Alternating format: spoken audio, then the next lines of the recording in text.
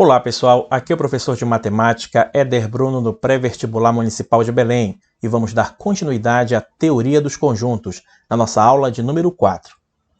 Falaremos sobre subconjunto ou parte de um conjunto. Acompanhe aqui comigo. Dizemos que um conjunto A é subconjunto de um outro conjunto B quando todo elemento de A é também elemento de B, ou seja, A está contido em B. Então, essa é a condição para um conjunto ser subconjunto de outro. Basta que ele esteja contido em outro conjunto. Para melhor entender essa afirmação, observe este exemplo. Aqui nós temos o conjunto A, formado pelos elementos 3, 4 e 5, e o conjunto B, formado pelos elementos 2, 3, 4, 5 e 6. Perceba que todos os elementos que pertencem a A também pertencem ao conjunto B. Logo, podemos afirmar que A está contido em B. Logo, A é subconjunto do conjunto B. Graficamente, podemos representar da seguinte forma, em que A, de fato, está contido no conjunto B. Tudo bem? Agora, vamos para uma observação. A primeira observação é a seguinte. Na aula passada, mostramos que o conjunto vazio está contido em qualquer conjunto. Logo, o conjunto vazio é subconjunto de qualquer conjunto. Também na aula passada, mostramos que todo conjunto está contido nele mesmo. Logo, todo conjunto é subconjunto de si próprio ou de si mesmo. Tudo bem? Vamos agora aprender a calcular a quantidade de subconjuntos que um conjunto pode ter.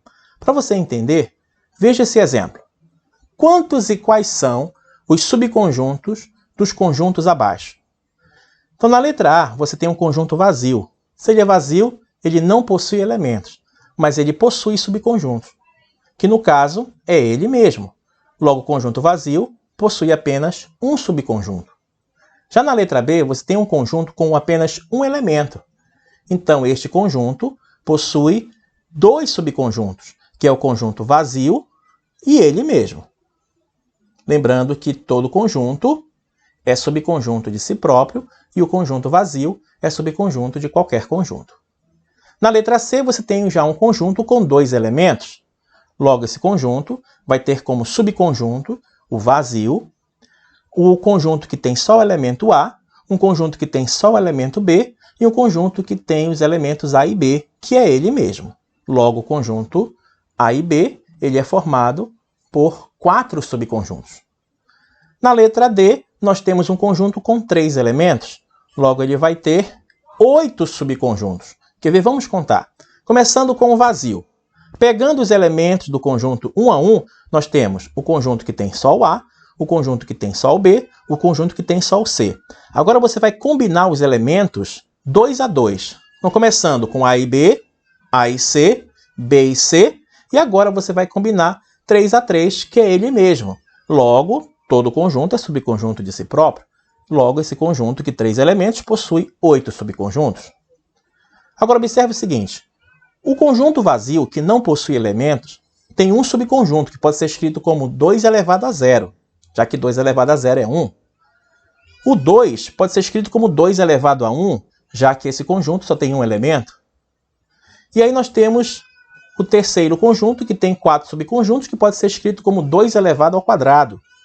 E o quarto conjunto, que possui 8 subconjuntos, pode ser representado como 2 elevado ao cubo. Perceba que os expoentes dessas potências de base 2 representam o número de elementos que o conjunto tem. No caso, na letra A, é o conjunto vazio. Como não tem elemento, então tem 0 elemento. Na letra B, 1 elemento. Na letra C, 2 elementos. Na letra D, 3 elementos e assim sucessivamente. Generalizando para um conjunto com N elementos, temos que o número de subconjuntos, ou a quantidade de subconjuntos, é dada por 2 elevado a N, sendo que esse N é o número de elementos do conjunto dado. Para você entender legal isso aí, veja esse exemplo da Universidade Federal de Fluminense. Niterói é uma excelente opção para quem gosta de fazer turismo ecológico. Segundo dados da Prefeitura, a cidade possui 8 pontos turísticos dessa natureza.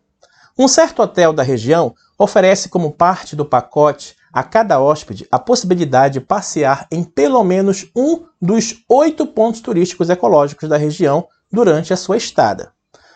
O número de modos diferente com que um hóspede pode escolher aleatoriamente pelo menos um desses locais, independentemente da ordem escolhida, é. Então perceba que esse conjunto ele é formado por 8 pontos turísticos. Então vamos representar como um conjunto P com 8 elementos, A, B, C, D, E, F, G, H.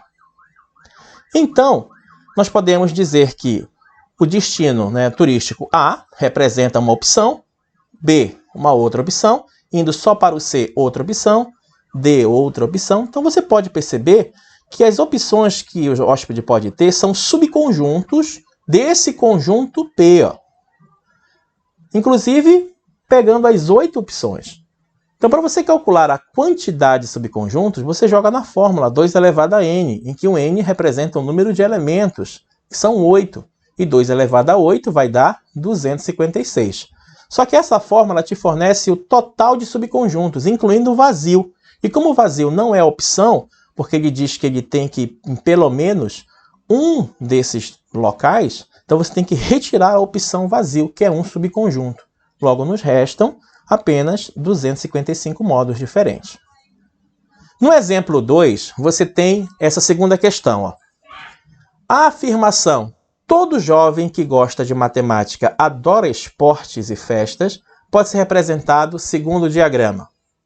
M representa o conjunto de jovens que gostam de matemática, E, os jovens que adoram esportes, e F, os jovens que adoram festas.